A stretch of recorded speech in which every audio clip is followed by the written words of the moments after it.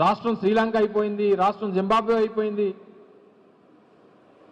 రాష్ట్రం సర్వనాశనం అయిపోయిందని చెప్పి గగ్గోలు పెట్టినటువంటి రాష్ట్ర ముఖ్యమంత్రి ప్రతిపక్ష నాయకుడిగా ఈరోజు కేవలం 7 నెలల కాలంలో 1,12,000 కోట్ల రూపాయలు అప్పులు చేస్తే మరి ఇప్పుడు రాష్ట్రం ఏమైపోతుంది?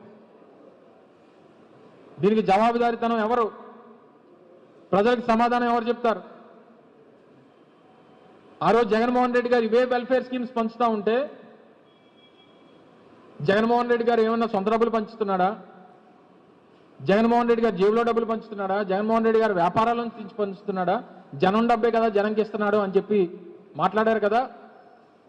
మరి ఇప్పుడు కూడా మేము ప్రజలకు ఇమ్మంటుంది ఆ జనం డబ్బే ఇమ్మంటున్నారు, చంద్రబాబు నాయుడు గారు హెరిటేజ్ డబ్బులు కాదు.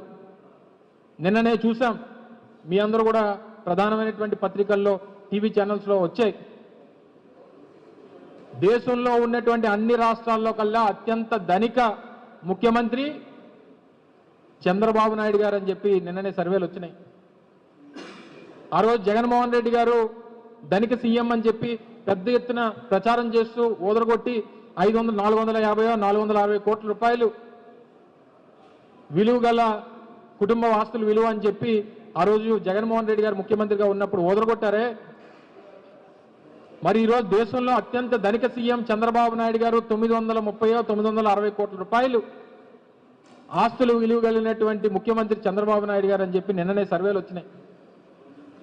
వాళ్ళు పొరపాటున 2 సున్నాలో 3 సున్నాలో మర్చిపోయినట్టున్నారు. కేవలం 960 కోట్లు అన్నారు, ఇంకో 2-3 సున్నాలు యాడ్ చేయాలి.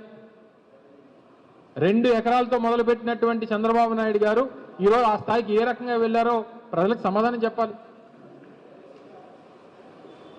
మరి మీరు ఈరోజు ధనిక సీఎం అని చెప్పి దేశం అంతా చూస్తూ ఉంది.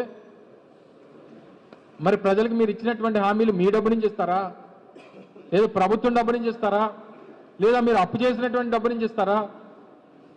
ఈరోజు ప్రజలందరూ కూడా ఎదురు చూస్తూ ఉన్నారు.